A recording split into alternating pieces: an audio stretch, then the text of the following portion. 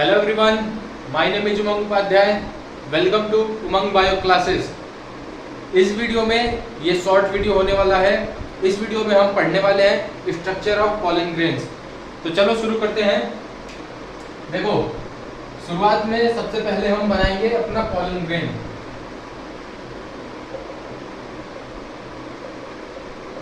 मेरे साथ साथ तुम भी बनाते चलो। क्या होता है ना कि एग्जाम में ना पॉइंट वाइज अगर तुम लिखोगे, अपनी थ्योरी लिखी तुमने, फिर स्ट्रक्चर बनाया, तो उस पर एग्जामिनर जो होता है ना वो बहुत अच्छे से मार्क्स देता है। ये मैं इसलिए बता रहा हूँ ना क्योंकि मैंने अपने एग्जाम में ऐसे ही लिखा था और मेरे 90s में मार्क्स थे बोर्ड्स में। क्लास 12 के बोर्ड्स में मेरे 90 में मार्क्स थे। तो चलो तुम भी अपना ये डायग्राम बनाना शुरू करो। देखो, ये हो गया अपना पॉलन ग्रेन। मार्किंग करते भी चलते हैं अभी से। पॉलन, देखो एक चीज मैं बता रहा हूँ, पॉलन ग्रेन को मैं बार बार पूरा नहीं लिखूंगा। यहाँ पे मैंने बता दिया है, पॉलन ग्रेन्स को मैं शॉर्ट में PNGL लिखूंगा, ठीक है। आओ दूसरा बनाते हैं लेयर।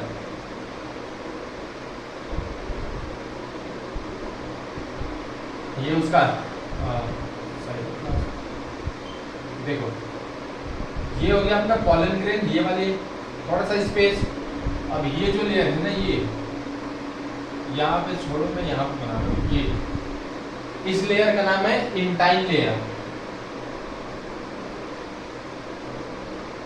ये दो चीजों से मिलकर बनी होती है, पेक्टिन और सेलुलोज।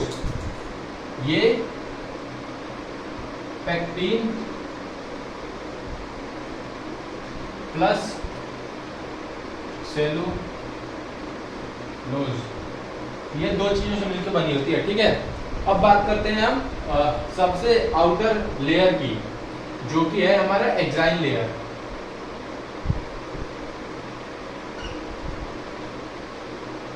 एक चीज याद रखने वाली बात है, ये जो इंटाइन होती है ना, ये होती है कंप्लीट लेयर।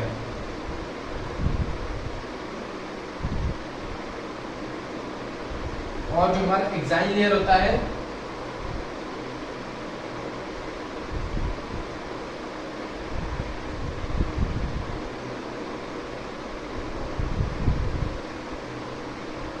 ये जो एक्साइन लेयर होती है ना, वो होती है इनकम्प्लीट लेयर।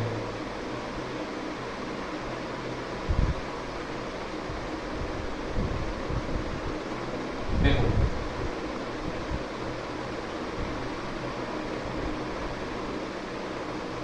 ये होती है एक्साइन,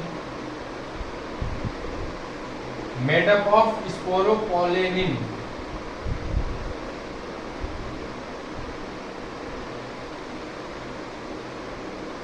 एक्साइन लेयर बनी होती है स्पोरोपोलेनिन की, और इंटाइन लेयर बनी होती है पेक्टिन प्लस सेलुलोज की।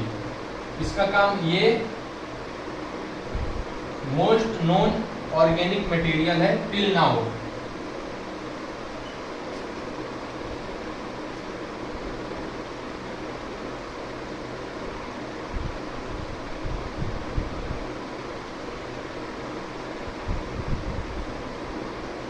ये जो ऑर्गेनिक मटेरियल है ना स्पोरोपोलेनिन, इसे मैंने पिछले वीडियो में बताया था कि ये टेपिडम से रिलीज होती है। टेपिडम क्या होता है? स्पोरेंजियम की सबसे इनर लेयर होती है, जो कि यूबिस ग्रेन्यूल सीक्रेट करता है, और यूबिस ग्रेन्यूल स्पोरोपोलेनिन को ही मतलब बनाता है, फॉर्म करता है। आ जाओ, ये most organic material, most known organic material है। ये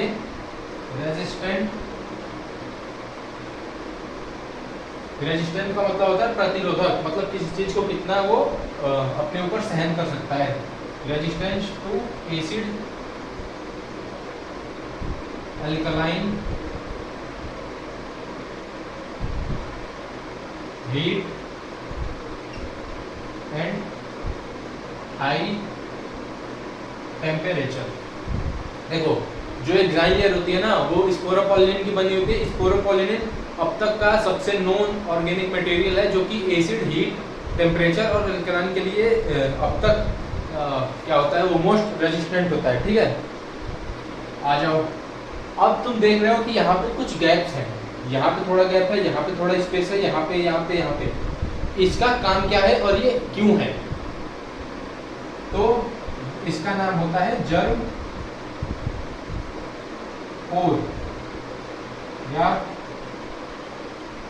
फरो, इसे जर्म पोर या फरो कहते हैं, जर्म पोर या जर्म फरो। ठीक है, इसका काम ये होता है कि जब हम पॉलन पिस्टल इंटरेक्शन पढ़ेंगे ना, तो मैं तुम्हें बताऊंगा कि कैसे पॉलन ट्यूब का फॉर्मेशन होता है, कैसे पॉलन ट्यूब बनती है और साइफोनोगेमी क्या होता है। ठीक है, पॉलन ट्यूब कैसे बनती है, साइफोनोगेमी क्या होता है। अभी इतना समझो कि जो पॉलन ट्यूब, यहाँ पे देखो ध्यान से, ये और ये अपना हो गया स्टिग्मा, ये हो गया स्टाइल, ये हो गया ओवरी। हमें इतना पता है कि यहाँ पे जब अपना पॉलन ग्रेन आएगा तो ऐसा तो नहीं है ना कि कोई एक ही पॉलन ग्रेन आएगा, बहुत सारे पॉलन ग्रेन्स आएंगे। तो यहाँ पे ना एक रिएक्शन होती है S1 S2, इसे हम बाद में डिस्कस करेंगे जब मैं आगे इसी चैप्टर में पढ़ाऊंगा। तो फिलहाल इतना याद रखो, यहाँ से यहाँ पे अपना एंथर है, वो पॉलन ग्रेन है, उसे आना है यहाँ पे, क्योंकि एग अपरेटस तो यहाँ पे है ना, तो उसे यहाँ से यहाँ तक आना है।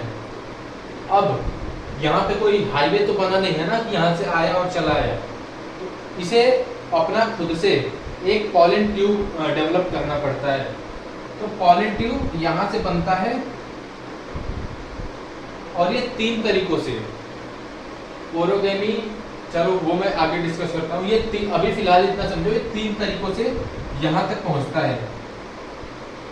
जो मोस्ट कॉमन है वो ये वाला है, यहाँ से आकर के और ये एग अपरेटस में फ्यूज करके एग से फ्यूजन करता है और आगे का फर्टिलाइजेशन वाला पार्ट होता है।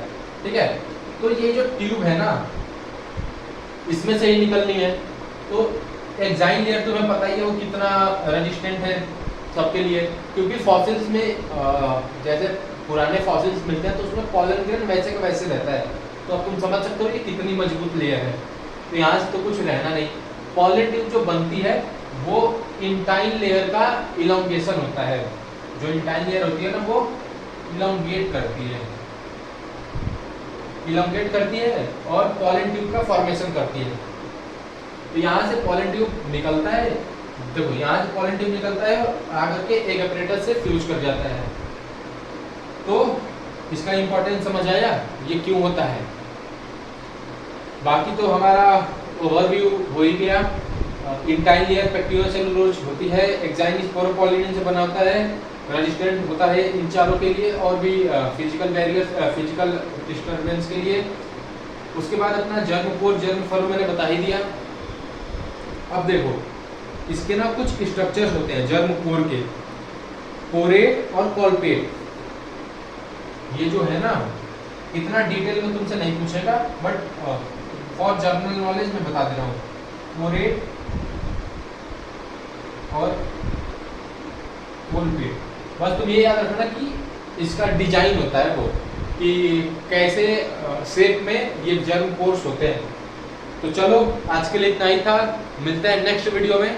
और इसके रिलेटेड एनसीईआरटी, अगर तुम्हें एनसीईआरटी पढ़नी है तो एनसीईआरटी के एक एक लाइन को मैंने पिछले वीडियोज में जाओगे तुम सर्च करोगे, मैं बता दे रहा हूँ तुम्हें।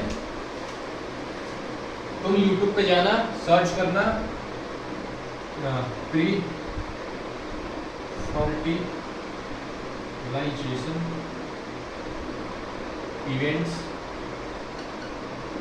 मेरे चैनल पे जाना और सर्च करना प्री फर्टिलाइजेशन इवेंट्स लेक्चर 02।